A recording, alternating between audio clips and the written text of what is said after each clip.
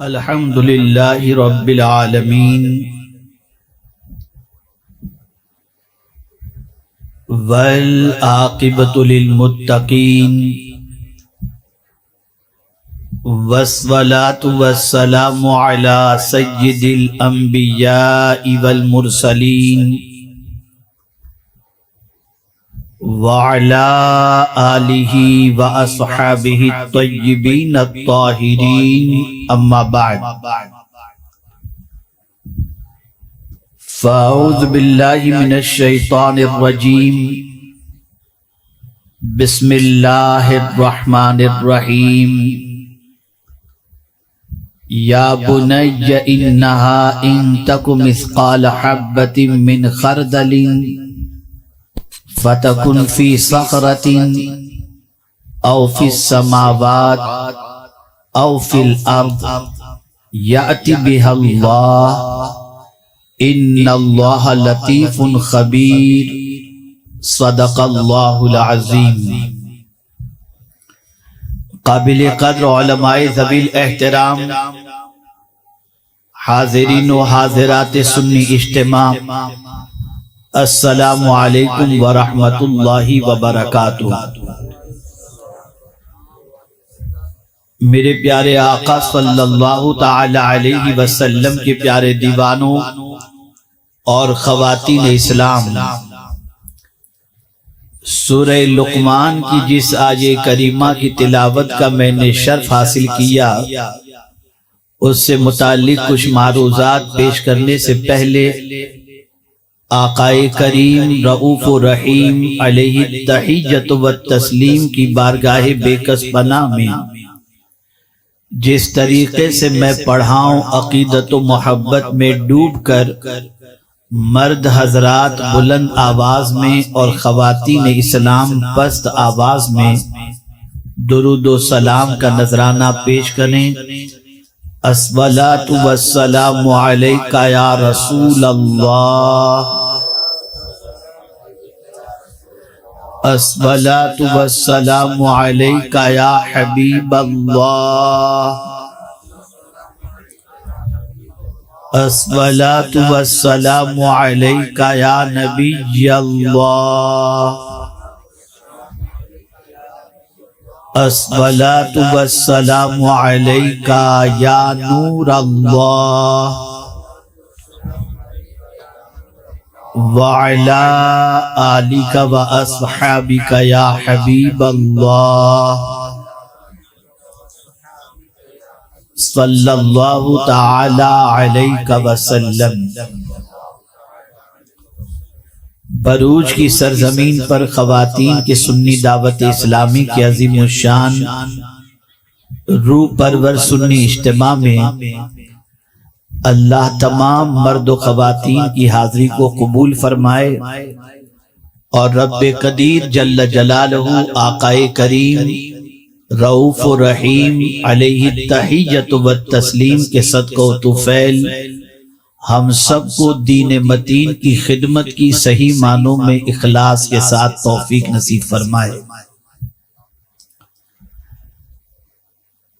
ایک دور تھا جس میں انسان گناہ کے سلسلے میں سوچتا تھا کہ گناہ کرنے کے لیے کہاں جایا جائے، اور گناہ کے لیے وہ ایسی جگہ کی تلاش کرتا تھا جہاں کوئی اسے دیکھنے والا نہ ہو، اور کم ہی لوگ ایسے تھے جن کے دامن پر بہت بڑے بڑے گناہوں کا دھبا لگتا۔ اور آج سچویشن یہ ہے کہ سوشل میڈیا کی بنیاد پر، انٹرنیٹ کی بنیاد پر برائیوں کا سیلاب اس طریقے سے پورے معاشرے کو اپنی لپیٹ میں لیے ہوئے ہے کہ اب پاک دامن بچی اور پاک دامن بچہ ملنا یہ ذرا مشکل سا نظر آتا ہے، لیکن ایسا بھی نہیں کہ آج کے دور میں پاک دامن بچے اور بچیاں نہیں ہیں، لیکن اب پاک دامن بچے اور بچیوں کا ملنا کامیاب ضرور ہو چکا ہے۔ یہ بات اچھی طریقے سے ذہن میں رکھیں کہ آدمی گناہ کی طرف کب بڑھتا ہے، اور خاص طور پر مسلم معاشرے میں بسنے والے بچے اور بچیاں جب بھی برائیوں کی طرف قدم بڑھانا چاہتے ہیں تو آج بھی کسی حد تک غیرت ایمانی ان کے اندر موجود ہے، اور رشتہ داروں کا لحاظ بھی ان کے اندر موجود ہے، اور معاشرے کا ڈر بھی ان کے اندر موجود ہے کہ وہ گناہ کے حوالے سے اب بھی ایسی تنہائی کے متلاشی ہوتے ہیں جہاں ان کو گناہ کرتے ہوئے کوئی دیکھ نہ سکے۔ ابھی بھی اس طریقے کا حال نہیں ہوا کہ بے باکی کے ساتھ سارے انسانوں کے سامنے بد کرداری کا مظاہرہ کریں اور گناہوں سے اپنے دامن کو آلودہ کریں، لیکن جس تیزی کے ساتھ گناہ کے اندر یہ معاشرہ بڑھ رہا ہے، بعید نہیں کہ اللہ خیر فرمائے کہ آنے والے دنوں کے اندر کہیں ایسا نہ ہو کہ بد کرداری نام کی کوئی چیز نہ رہ جائے، بلکہ حد بد کرداری ضرورت بن جائے اور معاشرے کے اندر با کردار انسانوں کا ملنا مشکل ہو جائے۔ یہ بات اچھی طریقے سے یاد رکھیں کہ گناہ انسان کب کرتا ہے۔ گناہ کرتے وقت اس کے ذہن میں یہ بات رہتی ہے کہ مجھ سے کوئی گناہ کی پرسش کرنے والا نہیں، مجھے اپنے کرتوت کی سزا بھگتنے کا کوئی معاملہ نہیں، اور اگر ایک جملہ آپ کی سماعتوں کے حوالے کر دوں تو غلط نہ ہوگا، اور وہ جملہ یہ ہے کہ آج یہ بات بہت تیزی کے ساتھ پھیل رہی ہے اور یہ جملہ زبان پر لوگوں کے آنے لگا ہے، میرا جسم میری مرضی، میں جس طرح چاہوں اپنے جسم کا استعمال کروں، جہاں چاہوں اپنے جسم کو استعمال کروں، جس طریقے سے چاہوں اپنے جسم کا استعمال کروں، مجھ سے میرے جسم کے اس متعلق کون پوچھنے والا ہے اور کس کو مجھے جواب دینا ہے۔ یہاں میں یہ بات عرض کر سکوں تو بہتر ہوگا کہ جسم آپ کا نہیں، اللہ کا دیا ہوا اللہ کی ایک امانت ہے، آپ اس کو اپنی مرضی کے مطابق استعمال نہیں کر سکتے۔ اللہ عز و جل نے جسم کے استعمال سے متعلق قانون عطا فرمایا، دستور عطا فرمایا، اگر اس قانون اور دستور کے مطابق اس کے جسم کا استعمال کرو گے تو اللہ تعالیٰ اس جسم کو جنت کا مستحق بنائے گا، اور اگر اس کے قانون کے خلاف جسم کا استعمال کرو گے تو جہنم کا سزاوار ہوگا۔ اس لیے یاد رکھیں، جسم آپ کا نہیں، جسم اللہ کا دیا ہوا ہے، اللہ کی ملکیت ہے، اللہ کی عطا ہے، اس پر قانون چلے گا تو آپ کا نہیں، اللہ کا چلے گا، دستور چلے گا تو اللہ عز و جل کا چلے گا۔ اسی لیے پروردگار جل جلالہ نے قیامت کا دن رکھا ہے تاکہ اس قیامت کے دن میں اللہ عز و جل بندوں سے سوال پوچھے، یہاں تک کہ آنکھوں سے بھی سوال پوچھا جائے گا، آنکھوں کے بارے میں سوال پوچھا جائے گا، کان کے بارے میں سوال پوچھا جائے گا، دل کے بارے میں سوال پوچھا جائے گا، زبان کے بارے میں سوال پوچھا جائے گا، پیروں کے بارے میں سوال پوچھا جائے گا، یہاں تک کہ دل میں جو وسوسے پیدا ہوتے ہیں اور دل میں جو خیالات پیدا ہوتے ہیں، اللہ اس سے بھی بے خبر نہیں، اس دل کے وسوسات سے بھی اللہ عز و جل باخبر ہے، وہ جانتا ہے۔ اس لیے اگر کوئی اپنی نیتوں کے اندر کوئی فطور بھی رکھتا ہے تو وہ یہ نہ سمجھے کہ اس کی نیت کے حوالے سے کوئی بے خبر ہے۔ اللہ قادر مطلق خود ارشاد فرماتا ہے، یعلم ما توسوس به نفسہ ونحن اقرب الیہ من حبل الورید، اس سے کوئی دل کا وسوسہ بھی پوشیدہ نہیں، نہ کوئی نفس کا خیال پوشیدہ ہے۔ ان اللہ علیم بذات الصدور، بے شک وہ دلوں کے بھید کو جانتا ہے اور دل کے بارے میں وہ اچھی طریقے سے واقفیت رکھتا ہے۔ میں نے یہ دل کے حوالے سے بات اس لیے کی کہ آج کل ہماری بہنیں یہ کہتی بھی دکھائی دیتی ہیں کہ یہ پردے کی کیا ضرورت ہے، دل میں پردہ ہونا چاہیے، تو میں جانتا ہوں کہ دل میں پردہ کتنا ہوتا ہے اور کتنا نہیں ہوتا۔ اللہ کے رسول صلی اللہ تعالی علیہ وسلم سے زیادہ کون اس کو محسوس کرنے والا ہے، لیکن رحمت عالم صلی اللہ تعالی علیہ وسلم نے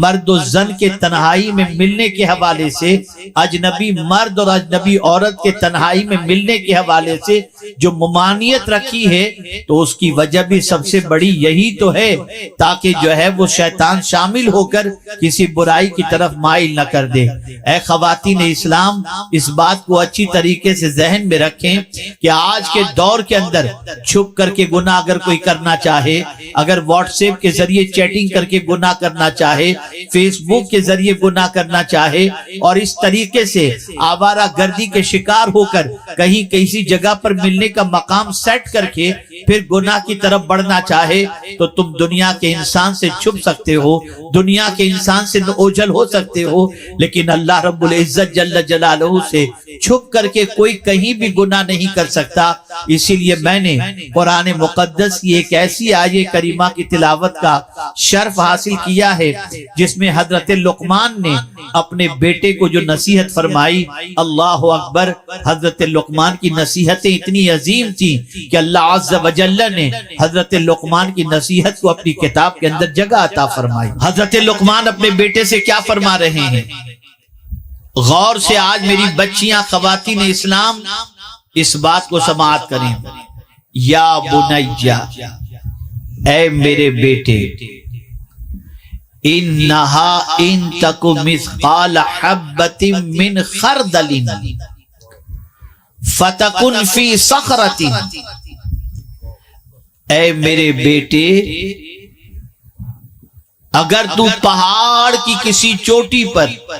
یا کسی غار میں کہیں بھی جا کر کے اگر تو گناہ کر، او فی السماوات او فی الارض، یا زمین میں کہیں بھی یا آسمان میں کہیں بھی، یأتی بہا اللہ، بے شک اللہ اس کو لائے گا۔ جگہ کا سلیکشن دیکھیے، ایک باپ کی ذمہ داری اور ایک ماں کی ذمہ داری اپنی اولاد کو نصیحت کے سلسلے میں کتنی عظیم ہونی چاہیے، یہ آیے کریمہ اس کی نشاندہی کر رہی ہے۔ حضرت لقمان اپنے بیٹے کو اس دور کے اندر گناہ سے بچنے کے حوالے سے فرما رہے ہیں، اور گناہ کے سلسلے میں اس کو تنبیہ کرتے نظر آتے ہیں۔ جس دور کے اندر گناہ کے اتنے ذرائع موجود نہیں تھے، گناہ کے اتنے وسائل موجود نہیں تھے، گناہ کی طرف مائل کرنے والی اتنی چیزیں نہیں تھی، اس زمانے میں ہوائی جہاز کا دور نہیں تھا، لیکن قربان جائیے حضرت لقمان کے ارشاد پر کہ ارشاد فرماتے ہیں کہ ذرے کے برابر بھی، حبے کے برابر بھی، دانے کے برابر بھی اگر پہاڑ کے کسی غار کے اندر یا پہاڑ پر یا گنبد پر کہیں بھی جا کر اگر کوئی شخص گناہ کرتا ہے، یا زمین میں کہیں یا آسمان میں کہیں، اللہ اسے لائے گا۔ میں حیران ہوں، یا اللہ، جب آسمان میں گناہ کیسے انسان کرے گا، تو آج کے دور میں ہوائی جہاز میں سفر کرنے والا انسان اس چیز کو محسوس کر سکتا ہے کہ آسمانوں میں بھی پہنچنے کے بعد، خلا میں پرواز کرنے کے بعد بھی انسان اپنے دامن کو گناہوں سے آلودہ کرتا ہے۔ اور اسی طریقے سے میرے پیارے آقا صلی اللہ علیہ وسلم کے پیارے دیوانوں، زمین میں بھی بہت سارے مقامات ایسے بنائے گئے جہاں پر انسان چھپ کر کے گناہ کر سکتا ہے، لیکن قرآن کہہ رہا ہے، حضرت لقمان کہہ رہے ہیں، زمین کا کوئی چپا بھی اللہ سے پوشیدہ نہیں، آسمان کا کوئی علاقہ بھی اللہ سے پوشیدہ نہیں، پہاڑ کی کوئی غار بھی اللہ سے پوشیدہ نہیں۔ اگر رائے کے دانے کے برابر بھی کسی جگہ پر کوئی گناہ کرے گا، یاتی بہ اللہ، اللہ اسے لائے گا۔ اور پھر اس کے بعد کے جملے کے اندر اللہ کی قدرت، اللہ کی شان، اللہ کی ذات کی کیفیت کا ذکر فرما کر اللہ عز و جل کے مقبول بندے حضرت لقمان نے اللہ کی شان بیان فرمائی، ان اللہ لطیف خبیر، کہ بے شک وہ باریکی سے جاننے والا ہے. یعنی کوئی باریکی سے بھی کسی جگہ پر بھی انسان سے چھپ کر ایسی جگہ چلا جائے جہاں کوئی دیکھنے والا نہ ہو، مائکروسکوپ کے ذریعے بھی انسان نہ دیکھ سکتا ہو، لیکن مولا کی نظر سے وہ چھپ نہیں سکتا، وہ باریک دیکھنے والوں کے اندر ہے.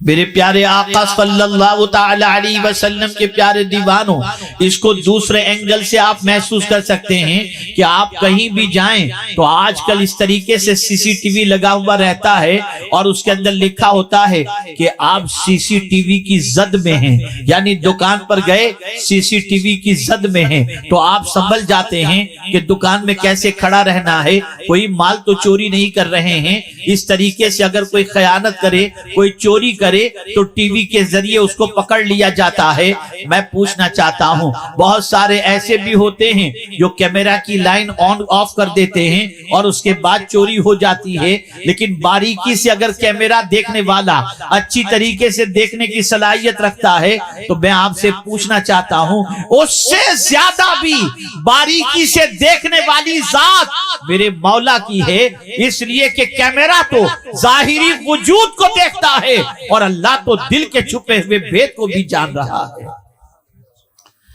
میرے پیارے آقا صلی اللہ تعالی علیہ وسلم کے پیارے دیوانوں اور خواتین اسلام، اس لیے ضرورت اس امر کی ہے کہ دامن کو گناہوں سے بچایا جائے. گناہوں کا عذاب بڑا سخت ترین ہے، گناہوں کا عذاب بڑا سخت ترین ہے. برداشت کرنے کی طاقت گناہوں کے عذاب کی نہیں ہے. یہی وجہ تو ہے کہ اللہ کی برگزیدہ بندیوں کی زندگی کا اگر آپ جائزہ لیں تو آپ کو پتہ چلے گا وہ اللہ سے کتنا ڈرتی تھی، وہ اللہ کا خوف اپنے دل میں کتنا رکھتی تھی، وہ اپنے دامن پر گناہ کا دھبا نہ لگے اس کا کتنا خیال کرتی تھی. اس لیے کہ وہ جانتی تھی گناہ آج ہو جائے گا لیکن سزا قیامت میں ملے گی، سزا دنیا میں ملے گی. آج کے دور کی عورتیں بے چینی کے شکار ہیں، بے قراری کے شکار ہیں، پریشانی کے شکار ہیں، تکالیف کے شکار ہیں، امراض کے شکار ہیں، شوہر سے اطمینان نہیں اس کے شکار ہیں، بچوں کا سکون نہیں اس کے شکار ہیں، بہت ساری پریشانیاں ہیں.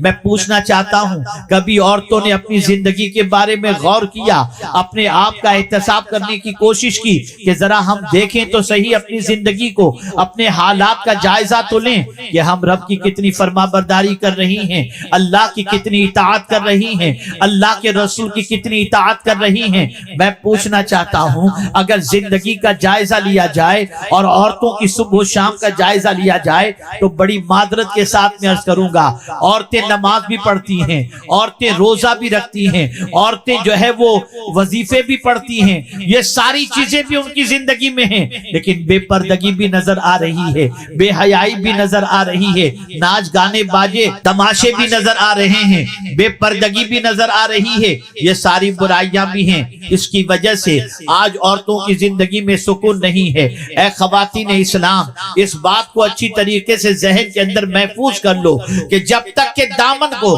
گناہوں سے بچاؤ گے نہیں، عبادت کی لذت نہیں ملے گی، عبادت کا ذوق نہیں نصیب ہوگا. میں آپ کو بتاؤں، تھوڑی سی مصیبت آ گئی تو شکوہ شکایت شروع، تھوڑی سی مصیبت آ گئی تو اس طریقے سے جملے زبان پر آ جاتے ہیں جو اللہ کی شکایت کرتے ہوئے نظر آتے ہیں. اور زندگی جو ہے وہ اللہ کی طرف اس طریقے سے اللہ کی بارگاہ میں زندگی کے بارے میں جملے نکلتے ہیں کہ ساری مصیبتیں میرے گھر کے دروازے پر، لیکن اللہ اکبر، دولت مل گئی تو انسان سکون کی زندگی گزارنے کے حوالے سے یہ کہتا ہوا دکھائی دیتا ہے مجھے تو کوئی تکلیف نہیں، میرے پاس تو یہ ساری چیزیں موجود ہیں، کھانا اچھا مل گیا، اللہ کا شکر ہے، بالکل ادا کیجیے، بالکل اس پر ادا کرنا چاہیے. لیکن اگر گناہ زندگی میں ہو رہا ہے، اللہ کی نافرمانی ہو رہی ہے، اللہ کے ارشاد کے خلاف زندگی گزر رہی ہے اور ساری نعمتیں موجود ہیں تو میں یقین کے ساتھ کہتا ہوں زندگی میں سکون نہیں رہے گا. لیکن ابتلا اگر ہے، آزمائش ہے، لیکن دامن پر گناہ کا دھبا نہیں لگا تو میں یقین کے ساتھ کہتا ہوں اللہ عز و جل اس کے بعد سکون کی زندگی عطا کرے گا. اس لیے کہ آزمائش کے ذریعے اللہ گناہوں کو معاف فرماتا ہے. یہی وجہ ہے کہ اللہ کی بندیوں کا حال ایسا تھا کہ اگر ان کو روٹی مل جاتی اس سے ان کو اتنا سکون نہ ملتا جتنا مصیبتوں میں ان کو سکون ملا کرتا. میں آپ کو بتاؤں حضرت رابعہ رضی اللہ تعالی عنہا ایک روز روٹی کھا رہی ہے اور روٹی کھاتے ہوئے روٹی کا ذائقہ بڑا اچھا محسوس ہوا تو اللہ کی بارگاہ میں کہتی ہیں مولا آج کا دن تو نے روٹی کے ذائقے سے تو مجھے نواز دیا آج کے دن، لیکن آج ابھی تک تیری طرف سے کوئی مصیبت نہیں آئی ہے اور میرے مولا تیری مصیبت میں جو مزہ ہے وہ روٹی کے ذائقے کے اندر نہیں ہے. اس لیے کہ جب مصیبت آتی ہے تو اس میں ہمارا دخل نہیں ہوتا، تیری مرضی ہوتی ہے. روٹی کھانے میں تو ہماری خواہش بھی ہوتی ہے، ہماری طبیعت بھی چاہتی ہے. مولا تیری عطا پر ہم راضی رہنے کے اندر جتنا سکون محسوس کرتے ہیں اتنا کسی اور چیز کے اندر نہیں محسوس کرتے. آپ ذرا سوچو جتنی مصیبتیں آتی اللہ کی طرف اتنا قدم بڑھتا، لیکن ان کے نزدیک میرے پیارے آقا صلی اللہ علیہ وسلم کے پیارے دیوانوں اور خواتین اسلام سب سے بڑی مصیبت کیا ہوتی؟ بیماری مصیبت نہیں ہوتی. ان کے نزدیک سب سے بڑی مصیبت روزی کی تنگی نہیں ہوتی. ان کے نزدیک سب سے بڑی مصیبت مال کا کم ہونا نہیں ہوتا. ان کے نزدیک سب سے بڑی مصیبت بچوں کا بیمار ہونا نہیں ہوتا. ان کے نزدیک سب سے بڑی مصیبت یہ ہوتی کہ اگر کوئی اللہ کی نافرمانی ہو جاتی، گناہ ہو جاتا، وہ اپنی زندگی کے اندر اسے سب سے بڑی مصیبت سمجھتے، اس لیے کہ وہ جانتے تھے کہ گناہ کر کے اللہ کو ناراض کرنا اس سے بڑھ کر کے کوئی دوسری مصیبت نہیں ہو سکتی. لیکن آج گناہ سے بچا نہیں جا رہا. گناہ کے دلدل میں میری بہنیں برا نہ مانے تو عرض کر دوں کیا غیر شادی شدہ اور کیا شادی شدہ ایک طوفان آیا ہوا ہے اور آہستہ آہستہ بہت ساری ایسی شادی شدہ عورتیں جو خود دادی اور نانی بن چکی ہیں ان کے قدم بھی پھسلتے دکھائی دیتے ہیں اور اس عمر میں پہنچنے کے بعد وہ کسی اور سے اپنا رشتہ جوڑ کر زندگی بھر کے لیے اپنی دنیا اور آخرت تباہ کرتی ہوئی نظر آتی ہیں. یہی حال بعض مردوں کا بھی ہے. دنیا کی چند دنوں کی لذت، دنیا کے چند دنوں کی گناہوں کی لذت، دنیا کے چند دنوں کے گناہوں کا شوق. آپ شاید نہیں جانتے کہ قبر اور محشر کی تکلیفیں کتنی سخت ترین ہیں اور وہاں کی تکلیفوں کو برداشت کرنا کتنا مشکل ہوگا. وہاں کی تکلیف تو بہت دور کی ہے. میں صرف جسم سے روح کے نکلتے وقت کی تکلیف کی بات آپ کے سامنے کروں تاکہ آپ محسوس کر سکیں کہ اس دنیا سے جانا ضرور ہے لیکن اتنا آسان نہیں ہے جسم سے روح کا نکلنا. اور سکرات موت وہ حق ہے. قرآن کہتا ہے وجاءت سکرۃ الموت بالحق. جسم سے روح کا رشتہ ٹوٹ جانا اور روح کا نکلنا بہت تکلیف دہ، اتنا تکلیف دہ کہ اللہ اکبر. رسول رحمت صلی اللہ علیہ وسلم ارشاد فرماتے ہیں اگر کسی کے جسم پر 360 تلوار کی ضربیں لگائی جائیں اس سے جتنی تکلیف نہیں ہوتی اس سے زیادہ تکلیف جسم سے روح نکلتے وقت ہوتی ہے. ایک کانٹے دار درخت کے اندر اگر کپڑے کو ڈال دیا جائے اور اس کے بعد کپڑے کو اس کانٹے دار درخت سے کھینچا جائے تو جس طرح سے کپڑا پھٹ کے ہر طرف سے اس کی پوزیشن خراب سے خراب تر ہو جاتی ہے، اس سے زیادہ بدترین پوزیشن جسم سے روح کے نکلتے وقت ہوتی ہے۔ میں پوچھنا چاہتا ہوں، کیا کسی نیپال والے کو معلوم تھا کہ آج زلزلہ آئے گا اور اس طرح سے مر جائیں گے؟ کیا فلسطین کے بچوں کو معلوم تھا کہ یہ حال ان کا ہوگا؟ جو کچھ وہاں پر ہو رہا ہے اور ظلم و زیادتی کا جو طوفان وہاں پر بپا ہے اور نسل کشی کی جو مہم وہاں چل رہی ہے، لیکن اس کے باوجود ان بچوں کے استقامت فی الدین کے جذبے کو کروڑوں سلام کہ جب ان سے کہا جاتا ہے تمہیں مدد کی ضرورت ہے تو وہ کہتے ہیں ہاں ضرورت تو ہے، لیکن تم سے نہیں، خدا سے مدد کی ضرورت ہے۔ لیکن آپ ذرا دیکھیں اور اندازہ لگائیں، مصائب کے پہاڑ ٹوٹ رہے ہیں، موت کی وادی سے انسان کب گزر جائے اسے خبر نہیں ہوتی، لیکن اس کے باوجود ہم اس طریقے سے غفلت کی زندگی گزار کر گناہوں کے دلدل میں آج کی خواتین زندگی گزار رہی ہیں کہ اعوذ باللہ۔ میں ایک موقع دے رہا ہوں، سوچنے کا موقع۔ آئی ہوئی جملہ خواتین ٹھنڈے دل سے آج رات جب اپنے گھر پہنچے، عشاء کی نماز ادا کرنے بیٹھ جاؤ مصلی پر اور صرف اپنے گناہوں کو یاد کرو کہ کون سے گناہ ہوئے ہیں، کیسے کیسے گناہ ہوئے ہیں، کس طریقے کے گناہ ہوئے ہیں۔ شادی شدہ ہیں تو جوانی میں شادی سے پہلے کون سے گناہ ہوئے،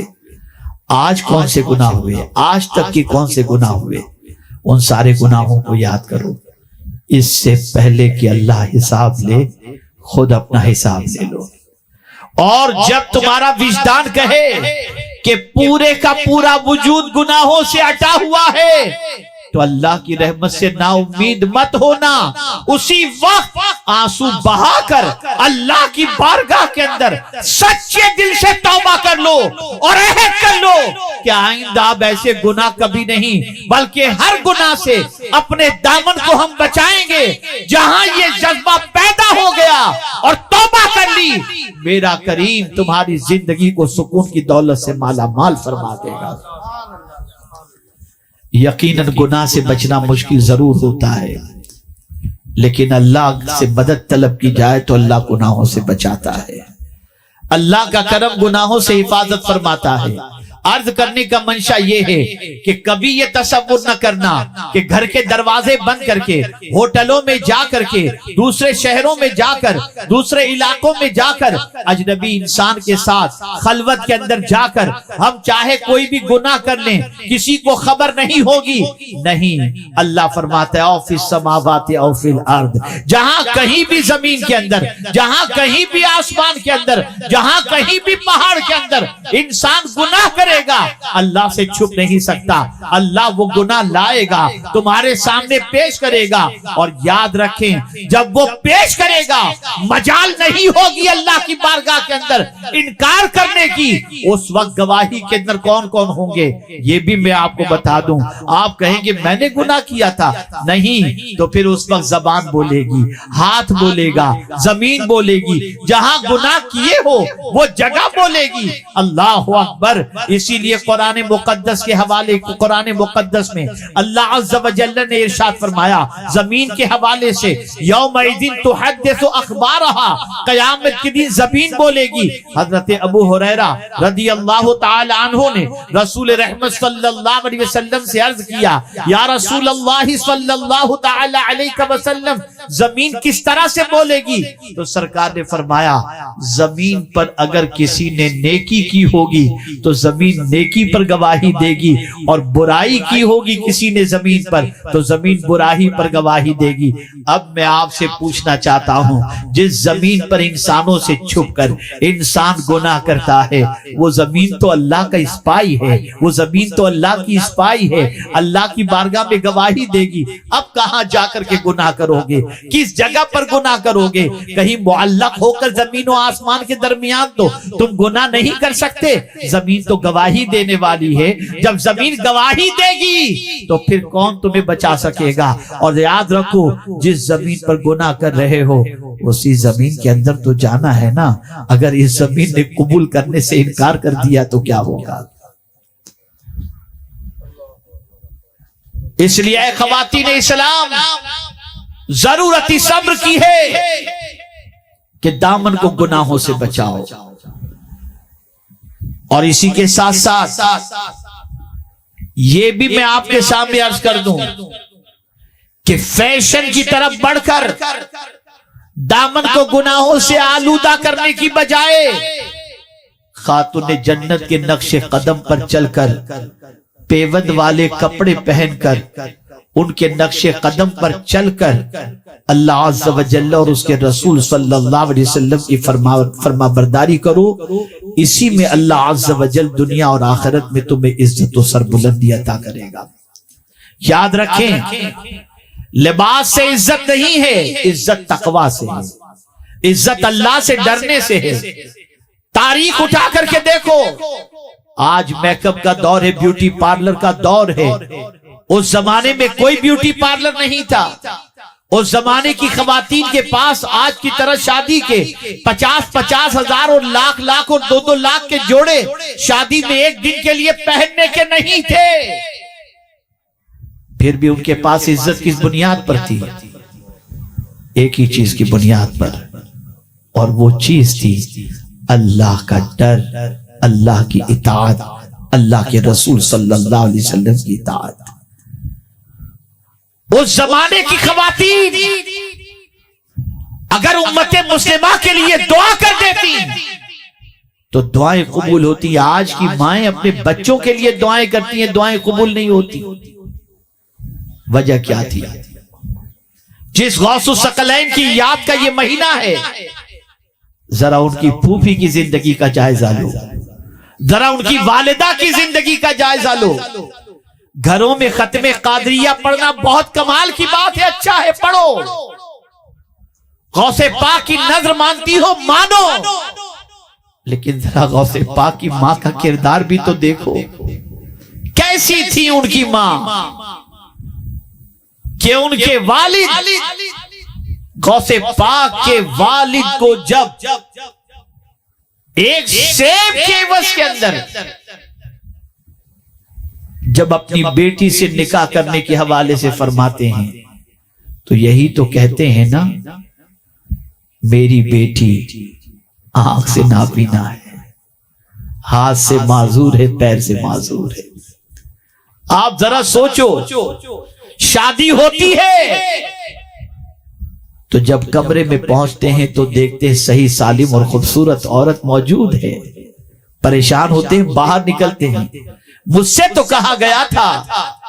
کہ نابینا اور ہاتھ اور پیر سے معذور، لیکن صحیح سالم ایک خاتون اس کے اندر موجود ہے۔ کہا ہاں، میں نے جو آنکھ سے معذور، ہاتھ پیر سے معذور کہا تھا، وجہ یہ تھی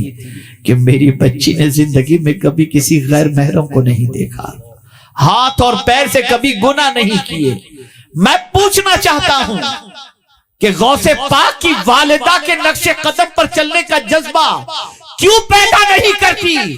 آج کی خواتین سیریل والی کے نقش قدم پر، ناچنے والیوں کے نقش قدم پر، ہیروئن کے نقش قدم پر، آوارگی کے راستے پر چلنے والی خواتین کے نقش قدم پر چلنے کا جذبہ اپنے اندر پیدا کرتی ہیں۔ العیاذ باللہ۔ بدلو اپنی سوچ کو، بدلو اپنے افکار و نظریات کو۔ آج اسلام تمہاری طرف دیکھ رہا ہے کوئی ماں ایسی جو پارسا ہو، نیک ہو، پرہیزگار ہو، خاتون جنت کو جس نے آئیڈیل بنایا ہو اور ان کے نقش قدم پر چلنے والی کوئی خاتون ہو، تاکہ اس کے وطن سے کوئی امام حسن و حسین کا غلام پیدا ہو جس کی وجہ سے اسلام کی پھر سے آبیاری ہونے لگ جائے. اے خواتین اسلام، بدلو اپنے آپ کو، چھوڑ دو ناچ گانوں کو، چھوڑ دو برائیوں کو، چھوڑ دو سنیما گھروں کو، چھوڑ دو فیشن کو، اور چھوڑ دو برائیوں کے دلدل میں اپنے وجود کو ڈھکیلنے کو. خاص طور پر بہت سارے ایسے مراسم، بہت ساری ایسی رسمیں جو شادی بیاہ کے موقع پر معاشرے کے اندر رائج ہو چکی ہیں، جن رسموں کا شریعت سے کوئی تعلق نہیں، ختم کرو اسے، بند کرو اسے. اس لیے کہ یہ وہ رسمیں ہیں جن رسموں کی بنیاد پر آج ماں باپ کے اوپر تو بوجھ بن ہی جاتا ہے، لیکن اس کی نحوست شادی کے بعد بچوں کی زندگی میں دکھائی دیتی ہے. اس لیے ضرورت ہے برائیوں کے دامن، برائیوں کے دلدل سے اپنے آپ کو نکالو، برائیوں کی وادیوں میں ڈھکیلنے سے بچو، اور اپنے آپ کو اس تصور کے اندر گرفتار کر دو کہ کہیں بھی چھپ کر اللہ سے ہم گناہ نہیں کر سکتے، اور اللہ دیکھ رہا ہے اور ہم سے ہمارے کیے کا وہ حساب لے گا، اور جہاں کہیں بھی ہم برائی کریں گے اللہ ان برائیوں کو ہمارے سامنے لا کر کے پیش کرے گا. اس تصور کو آج کی گفتگو میں آپ کو ذہن کے اندر محفوظ کرنا ہے. اور اسی کے ساتھ میں آج گزارش کروں گا کہ رات کو گھر پہنچنے کے بعد وضو کر کے مصلی بچھاؤ، اپنے گناہوں کو یاد کر کے اکیلے کے اندر رو، دل کا بوجھ ہلکا کرو، حضور کے وسیلے سے معافی مانگو، غوث پاک کے وسیلے سے معافی مانگو، اور اللہ کی بارگاہ میں عزم کرو کہ آئندہ گناہ نہیں کریں گے. جتنی پریشانیاں ہیں نا اللہ ساری پریشانیاں دور کر دے گا، جتنی تکالیف ہیں اللہ ساری تکالیف دور کر دے گا. اب یہاں آخری بات عرض کرتا ہوں. امام غزالی علیہ الرحمہ نے ایک ماں کو اور ایک باپ کو اپنی اولاد کو کس چیز کی تربیت دینی چاہیے، اس کی تفصیل تو بہت زیادہ ہے، لیکن اس میں سے میں صرف 2 باتیں خاص طور پر امام غزالی نے جو مینشن کی ہیں وہ میں آپ کو بتا دوں، تاکہ آپ اپنی بچیوں کی اور اپنے بچوں کی تربیت میں ان چیزوں کو فوقیت دیں، پرائیورٹی دیں اور اس پر فوکس کریں. وہ چیز کون سی ہے؟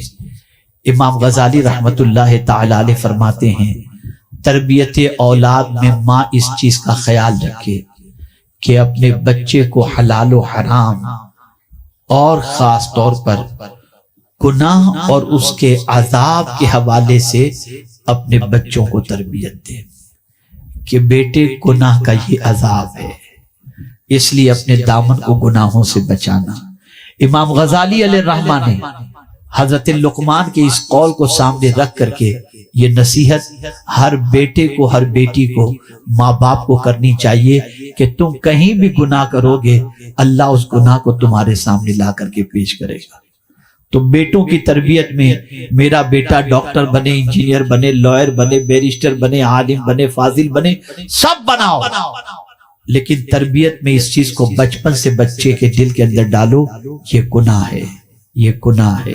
یہ گناہ ہے، اسے گناہ سے روکو، گناہ سے بچاؤ. اور دوسری چیز امام غزالی علیہ الرحمہ نے فرمائی اسے حسن اخلاق سکھاؤ، اچھے اخلاق سکھاؤ. اور اخلاق کی تفصیل میں فرماتے ہیں کھانے کے آداب سکھاؤ، بات کرنے کے آداب سکھاؤ، بیٹھنے اٹھنے کے آداب سکھاؤ، چلنے پھرنے کے آداب سکھاؤ، بڑوں کے آداب سکھاؤ، بچوں پر شفقت کے آداب سکھاؤ. یہ ساری چیزیں سکھاؤ. کیا آج کی کوئی ماں یہ سکھاتی ہے؟ یہ آج کے دور کی بہت بڑی ضرورت ہے. اگر ہم نے یہ چیز توجہ کے ساتھ اپنی زندگی کے اندر امپلیمنٹ کی تو انشاءاللہ معاشرے کے اندر ایسے بچے جنم لیں گے اور ایسے بچے ظاہر ہوں گے اور ایسے بچے سامنے آئیں گے جن کے کردار کو دیکھ کر کے دنیا اسلام سے اور پیغمبر اسلام صلی اللہ علیہ وسلم سے محبت کرنے لگ جائے۔ اب ایک عمل آپ کے حوالے کر دوں، چونکہ ہماری بہنیں خاص طور پر بہت زیادہ وظیفے کے بارے میں، نیک اعمال کے بارے میں پوچھتی رہتی ہیں اور اس کا ان کے اندر شوق بھی ہے، تو دو چیزیں آج بتاتا ہوں۔ نمبر 1، ہمیشہ باوضو رہنے کی کوشش کریں، ہمیشہ کھانا پکانے سے پہلے بھی وضو کر لیا کریں آپ۔ اور یہ میں 2 ٹائم خاص بتا رہا ہوں، باقی ٹائم میں تو آپ کے لیے ایزی ہے، لیکن یہ 2 ٹائم بڑا ٹف ہے۔ ایک تو کھانا پکانے سے پہلے وضو اور دوسرا رات کو سونے سے پہلے وضو۔ یہ دونوں ٹائم پر آپ خاص طور پر ہمیشہ باوضو رہیں، انشاءاللہ العظیم اس کی برکتیں آپ اپنی زندگی میں دیکھیں گے۔ سب سے پہلا فائدہ یہ ہوگا کہ آپ کی سوچ پاکیزہ بنے گی۔ آپ وضو میں ہوں گی تو گناہ کا خیال نہیں آئے گا، نیکی کا خیال پیدا ہوگا، ایک چیز۔ دوسری چیز، رسول اعظم صلی اللہ علیہ وسلم نے صحابہ کرام علیہم الرضوان سے فرمایا، تم میں کوئی ہے جو روزانہ 1000 آیتوں کی تلاوت کرے؟ تو صحابہ تعجب میں پڑ گئے، عرض کرنے لگے، یا رسول اللہ صلی اللہ تعالی علیہ وسلم 1000 آیتوں کی تلاوت؟ کیا حضور یہ ممکن ہے؟ کر سکیں گے سب؟ تو سرکار صلی اللہ علیہ وسلم نے فرمایا، کیا تم میں کا کوئی شخص دن میں 1 مرتبہ سورہ تکاثر نہیں پڑھ سکتا؟ جو کوئی سورہ تکاثر 1 مرتبہ پڑھے، اللہ اسے 1000 آیتوں کی تلاوت کا ثواب عطا فرماتا ہے۔ تو آپ سے گزارش ہے سورہ تکاثر کی تلاوت کریں، اور اس کی فضیلت بہت زیادہ ہیں۔ زندگی رہی تو پھر کبھی عرض کروں گا، اور ہمیشہ باوضو رہیں۔ اللہ رب العزت جل جلالہ، آقا کریم صلی اللہ علیہ وسلم کی عزت کو طفیل مجھے، آپ کو، سب کو جو کچھ کہا گیا اس پر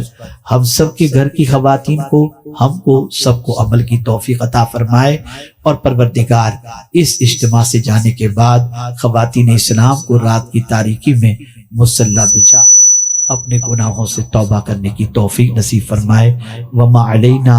الا البلاغ المبین۔ السلام علیکم ورحمۃ اللہ وبرکاتہ۔